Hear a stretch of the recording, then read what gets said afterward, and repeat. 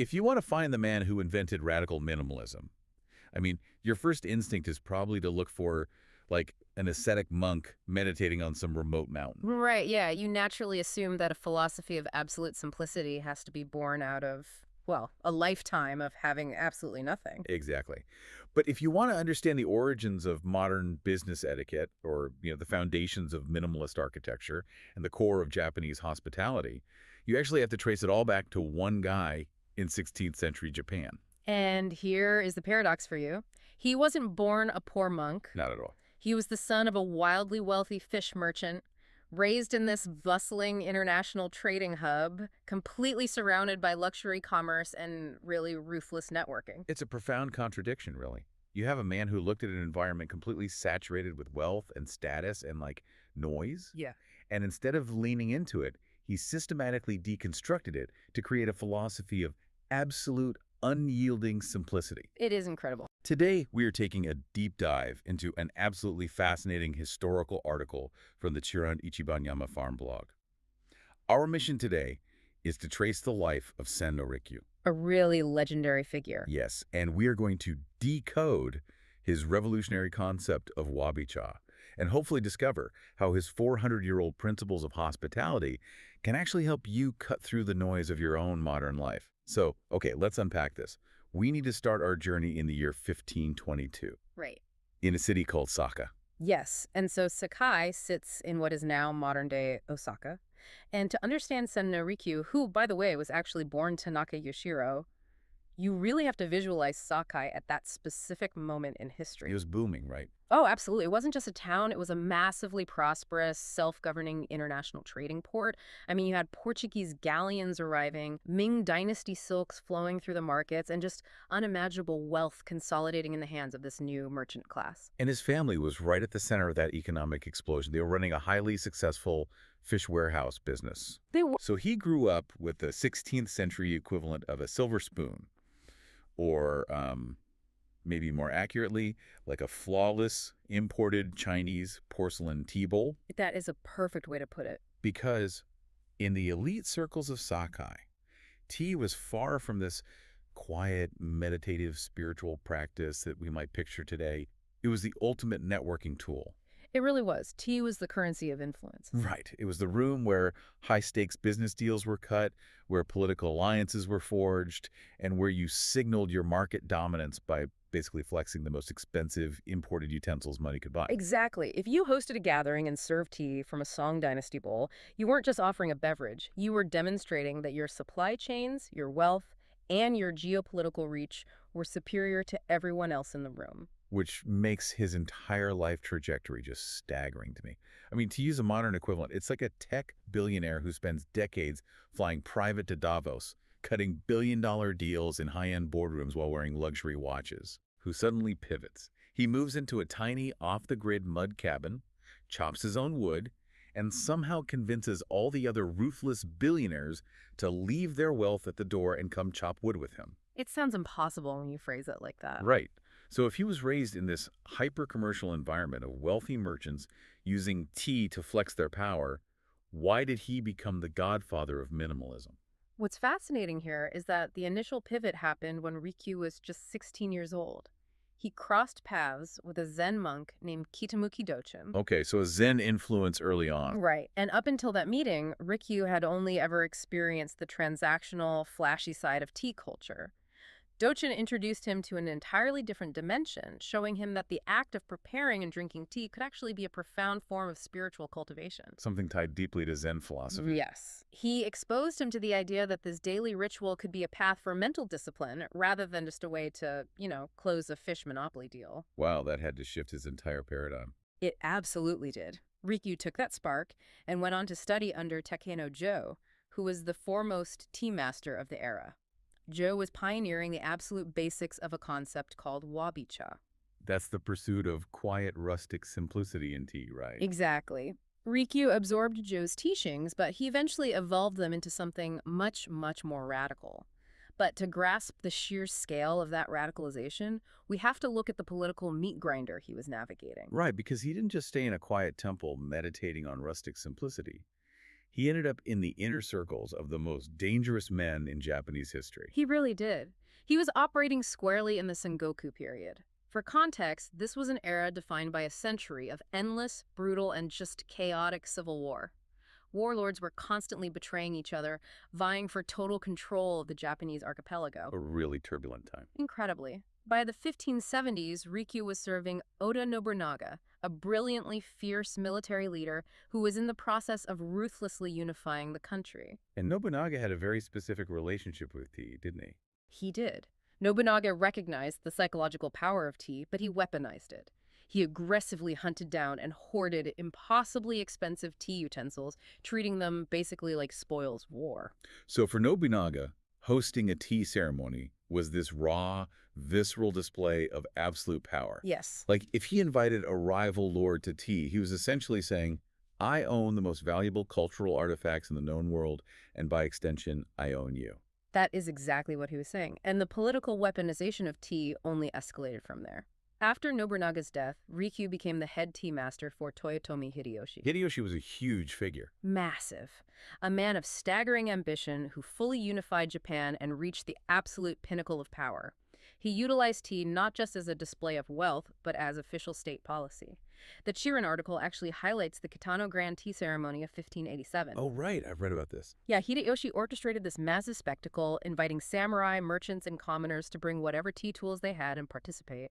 He was throwing, like, the biggest, flashiest tea party in human history, just to flex his cultural and political dominance over the entire nation. Precisely. He even built a portable tea room, completely covered in solid gold. I mean, it's just wild. It's the ultimate status symbol. And because tea had become this hyper-political, flashy display of warlord wealth, that suffocating atmosphere of gold and ego and posturing is exactly what triggered Rikyu's most brilliant innovation. Right.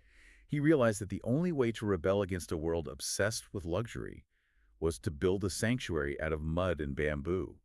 He systematically deconstructed the physical space where tea was served. Yeah, prior to Rikyu, tea rooms were these expansive, opulent spaces filled with expensive decorations designed to accommodate retinues and display wealth. But Rikyu strips the architecture down to its literal bones.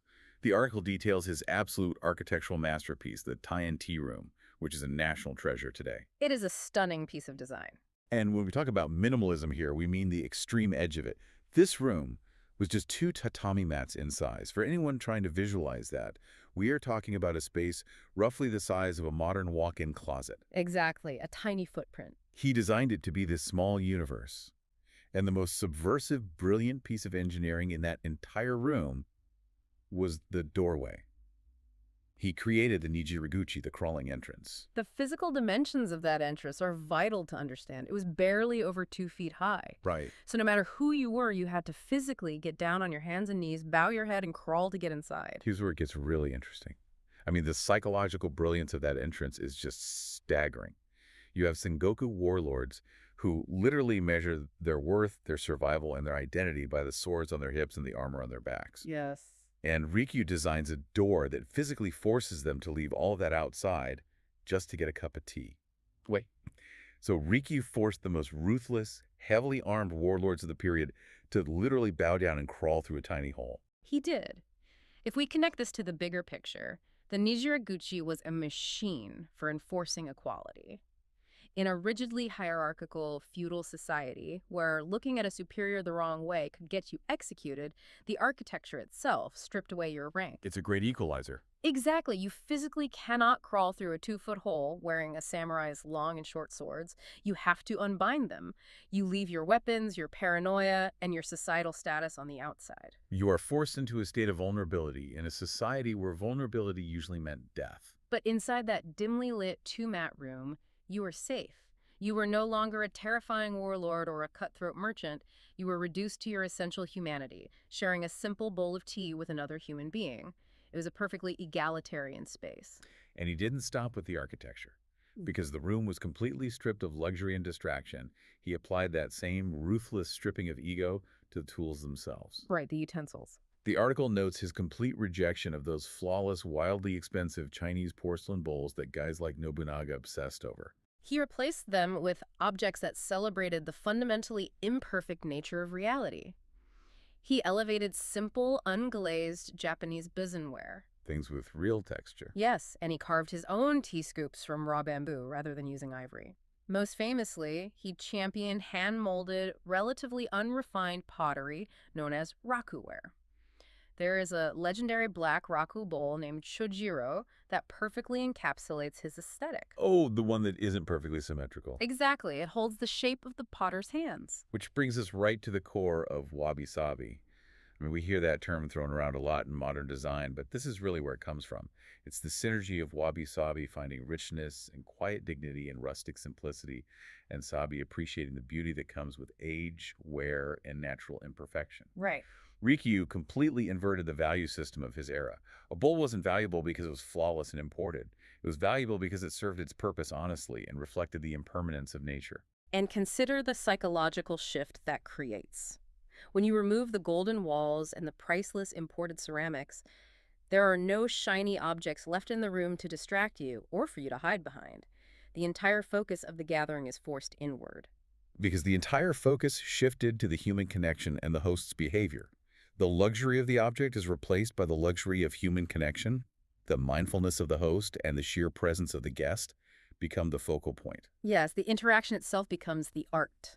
To guide that interaction, Rikyu codified his philosophy into the Riki Shichisoku, or the 7 rules of Rikyu. And I want to list these out for you because when you read them, they don't sound like profound spiritual texts. No, they don't. They actually sound incredibly mundane, he says. Make tea suited to the guest's taste. Lay the charcoal so the water boils properly. Arrange flowers as they are in the field. Keep it cool in summer and warm in winter. Be early or have plenty of time for preparation. Prepare an umbrella even if it's not raining. And pay attention to other guests. They do read like a highly practical manual. I mean, they sound deceptively simple, almost like a basic checklist for planning a dinner party. But the genius of Rikyu lies in taking those mundane acts and revealing the immense spiritual and interpersonal discipline required to execute them flawlessly. It reminds me less of a dinner party checklist and more of the concept of unseen UX design in the modern tech world. Oh, that's a great comparison. Right. The ultimate goal of a brilliant user experience designer is to anticipate the user's needs, behaviors, and friction points so perfectly that the user never even notices the design. It just feels magical. Rikyu is basically applying that exact concept to human hospitality. He absolutely is. Take the rule. Lay the charcoal so the water boils properly. On the surface, it's just fire management. Right, just making sure the fire is hot. But beneath the surface, it is a masterclass in invisible effort and anticipation. Laying the charcoal requires a deep, intuitive understanding of the specific materials you are using, the airflow in the room, and the ambient temperature. So many variables. Exactly. You are performing a quiet, completely unseen act in the present moment, carefully arranging the fuel, so that precisely 20 minutes later, exactly when the guest is ready, the water reaches the perfect boil. You are setting the conditions for harmony without ever asking for recognition for your labor. It's the complete antithesis of the ego-driven warlord culture. You aren't demanding applause. You are quietly serving. Yes. And the rule about arranging flowers as they are in the field, that is a direct challenge to the human desire to control and dominate nature. You aren't forcing a flower into a rigid artificial shape to prove how skilled you are at flower arranging. You are stepping back and respecting the true, inherent essence of the living thing. You are bringing nature into the small universe of the tea room without corrupting it. And let's look at rule number 6. Prepare an umbrella even if it's not raining. This is arguably the most profound of the 7. Because it's about carrying the psychological weight for someone else. Exactly that. It is ultimate preparedness, yes, but more importantly, it is profound, proactive empathy.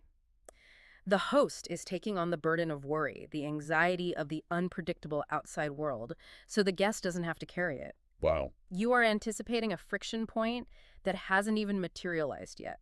By having the umbrella ready, you are creating an environment where the guest feels entirely cared for and psychologically safe. It's a philosophy of radical presence. Yeah. You physically cannot execute those 7 rules if your mind is wandering, if you are checking your medieval equivalent of a smartphone, or if you are obsessed with your own status. You have to be completely there. The article actually includes a brilliant quote from Rikyu that distills this perfectly. He said, "Tea is not but this. First you heat the water, then you make the tea, then you drink it properly." That is the ultimate rejection of superficiality. He is stripping away the politics, the posturing, and the gold leaf decorations that had infected the culture. He brings it back to the bare mechanics. Right. But the kicker is the word properly. Heating water and whisking tea are simple acts, but doing them properly with full, undivided attention, profound respect for your guest, and absolute presence in the moment requires mastering your own mind. And here is the tragic irony of Rikyu's life. Mastering your own mind doesn't protect you from people who haven't mastered their own egos. Sadly, no. As we mentioned, Rikyu was serving Toyotomi Hideyoshi, the supreme ruler of Japan. Hideyoshi was a man who built a literal golden key room to project his limitless power. Rikyu was a man building mud huts to enforce equality. It was a massive ideological collision. That wasn't just an aesthetic disagreement, it was a deeply political clash. Rikyu's unbending commitment to wabi-cha, his massive cultural influence, and his refusal to be intimidated by power eventually stoked Hideyoshi's intense paranoia. A warlord whose entire authority relies on displaying superiority cannot tolerate a subordinate who successfully preaches that all men are equal inside a two-mat room. The tension reached a boiling point, and in 1591, Hideyoshi ordered Rikyu to commit ritual suicide. Such a tragic end. It really was. Rikyu died for his philosophical convictions.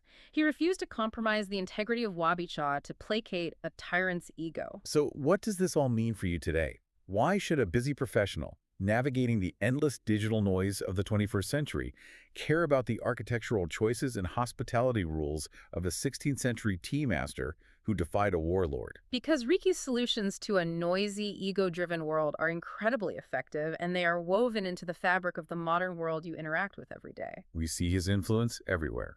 His concept of the small universe tea room, stripping a space of all unnecessary elements to focus the mind, is the direct ancestor of modern functional space design.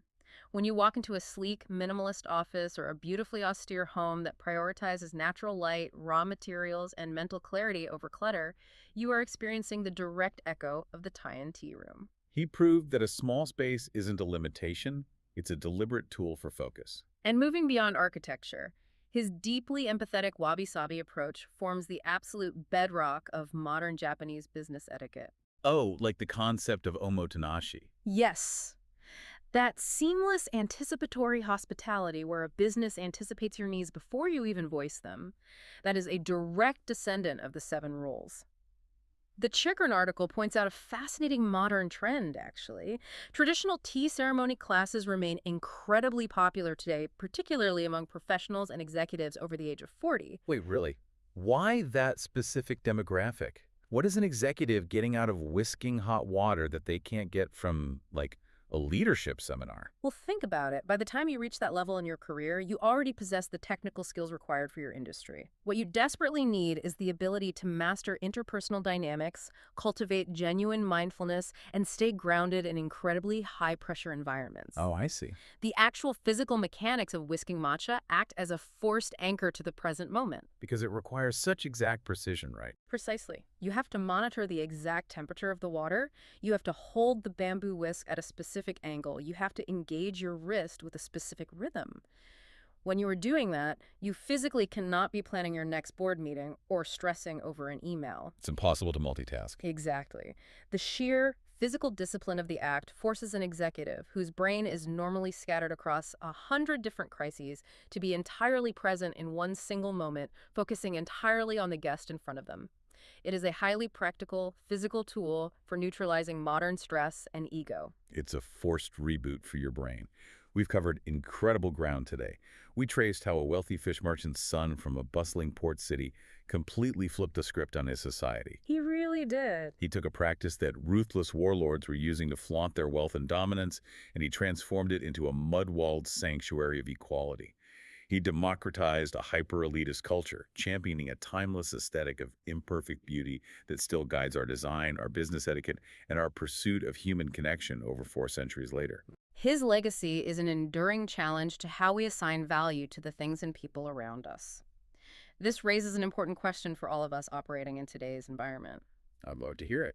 If Rikyu's greatest innovation was the Nijiraguchi, that physical 2-foot doorway that ruthlessly stripped away a person's armor, status, and outside politics to ensure genuine human connection, where is our modern equivalent? Oh, wow. In a digital world that is obsessively focused on curating our status, displaying our metaphorical wealth on social media, and wearing our professional armor 24/7, how can you build a metaphorical crawling door in your own life? How do you create spaces or interactions that force the people you connect with to leave their egos outside? That is a phenomenal question and exactly the kind of thought we want you to steep on the next time you sit down with a hot cup of tea. Thank you so much for joining us on this deep dive. Have a great rest of your day, and we'll catch you next time. What is it about Japan that captivates you? Please let me know in the comments below. If this journey resonated with you, please subscribe to the channel, hit the like button, and stay tuned for our next episode. Thank you so much for watching.